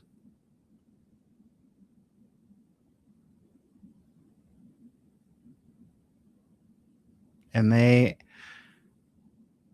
are having these incredible things. I'm not saying good incredible or bad incredible, just incredible things happening around them.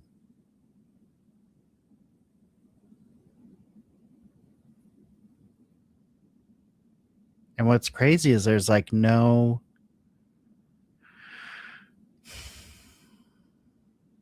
like there's a suicide crisis line.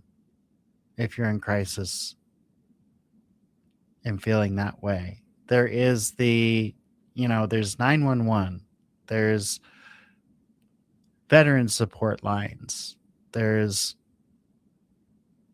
support for domestic abuse victims, support for teenagers and kids that are abused. There's support for all of these people that go through these traumatic things that are of no fault of their own. But if you're an experiencer, there's not a lot for you. You can go to, these X spaces where, quite frankly, I don't know if they're good or bad for experiencers. But I know experiencers do sometimes hook up through X, so I think it's a good tool for that, and they can support each other. But like anything else, we find out some of these people are taking advantage of experiencers, and it's disgusting. So we're going to talk more about experiencers. Not just Eric and Mr. Masters and Preston Nichols and Al Balick and these folks, but we're going to talk about other experiencers as well. And I know that Eric Mitchell is a great resource if you're an experiencer and you're having a hard time, but he's one person. Like, there should be some kind of additional support there, especially as we get more and more reports of this happening to people. We get more and more people coming forward and saying, yes, this happened to me. I'm not crazy. Y'all are making me feel crazy because you're gaslighting the fuck out of me since this happened to me, but I'm not crazy. That support needs to be there. I don't know what it's going to take. But that could be a huge service some organization could provide that's not going to take advantage of the people, right? Like, that's the problem.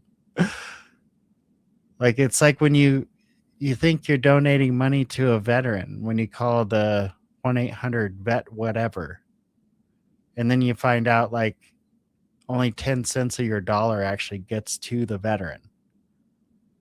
The other 90% goes to whatever, you know?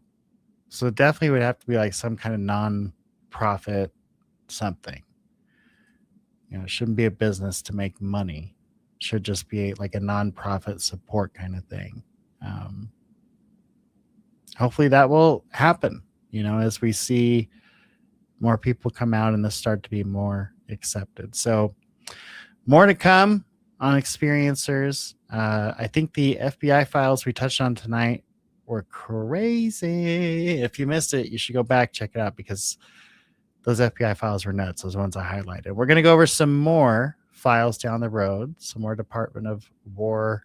They call it tranches. I like the word tranches. You know, some people don't like tranches, but I think tranches is pretty cool.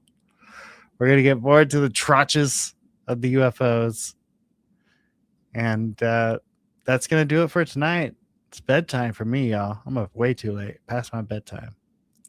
What are you still doing here? You should be asleep. Get out of here. Go. Get out. I'm serious. Go to bed. It's late. Good night, y'all.